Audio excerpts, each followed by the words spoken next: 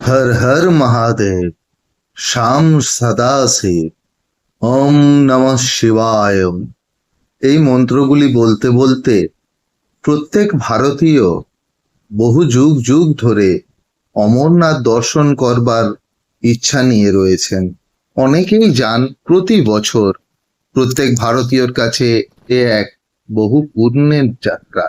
কিন্তু এই বছর অর্থাৎ 2026-এ এই অমরনাথে এমন কি হয়ে গেল যে সোশ্যাল মিডিয়া, নিউজ চ্যানেল সব তোলপাড় হয়ে যাচ্ছে? আসুন জেনে নিই আসল ঘটনাটি। 6 জুলাইতেই গলে গেল অমরনাথের শিবলিঙ্গ। বাবা বরফানি অদৃশ্য। এটা কি শুধু প্রকৃতির খেলা, নাকি মহাদেবের কোনো ইঙ্গিত? মাত্র কয়েকদিনের মধ্যেই অদৃশ্য হয়ে গেলেন বাবা বরফানি, অমরনাথের প্রাকৃতিক বরফের শিবলিঙ্গ। সোশ্যাল মিডিয়ায় ছড়িয়ে পড়ছে নানান দাবি। কেউ বলছেন এটি অশুভ সংকেত, কেউ বলছেন এটি শুধু জলবায়ু পরিবর্তনের ফল, আবার কেউ বলছেন এবার নাকি শিবলিঙ্গ তৈরিই হয়নি। কিন্তু সত্যিটা কি? আজ আমরা আবেগে নয়, তথ্যের ভিত্তিতে পুরো ঘটনাটি জানব। 2026 সালের অমরনাথ যাত্রা শুরু হওয়ার আগে গুহার ভিতরে স্বাভাবিকভাবেই প্রাকৃতিক বরফের শিবলিঙ্গ গঠিত হয়। যাত্রার প্রথম কয়েকদিন হাজার হাজার ভক্ত তার দর্শন করেন, কিন্তু 6 জুলাইয়ের মধ্যেই দেখা যায় শিবলিঙ্গের অধিকাংশ অংশই গলে গেছে।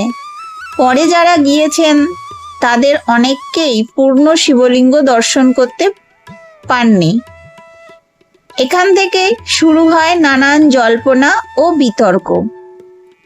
অনেকের ধারণা এটি বরফ দিয়ে বানানো হয়, কিন্তু আসলে তা নয়। অমরনাথের শিবলিঙ্গ সম্পূর্ণ প্রাকৃতিক।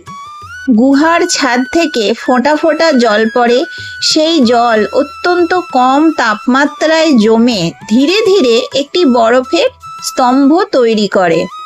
এই প্রক্রিয়া বছরের নির্দিষ্ট সময়েই ঘটে, তাই তাপমাত্রা, আর্দ্রতা, বাতাসের প্রবাহ সবকিছুর ওপর এর আকার নির্ভর করে। কোনো বছর শিবলিঙ্গ বড় হয়, কোনো বছর ছোট হয়, আবার কোনো বছর খুব দ্রুত গলেও যায়। বিশেষজ্ঞদের মত, এর পিছনে একাধিক কারণ থাকতে পারে। প্রথম, এবছর অঞ্চলে তুলনামূলক বেশি তাপমাত্রা ছিল। 2, জলবায়ু পরিবর্তনের দীর্ঘমেয়াদী প্রভাব হিমবাহ ও বরফের উপর পড়েছে। 3, যাত্রার সময় লক্ষ লক্ষ তীর্থযাত্রীর উপস্থিতি, আলো, উষ্ণতা এবং গুহার ভিতরের পরিবেশেও প্রভাব ফেলতে পারে। তবে এখনো কোনো সরকারি তদন্তে বলা হয়নি। ভিডিওটি যদি ভালো লাগে, ভিডিওটি বেশি বেশি করে একটু শেয়ার করে দেবেন। চ্যানেলটি সাবস্ক্রাইব করে পাশে থাকবেন।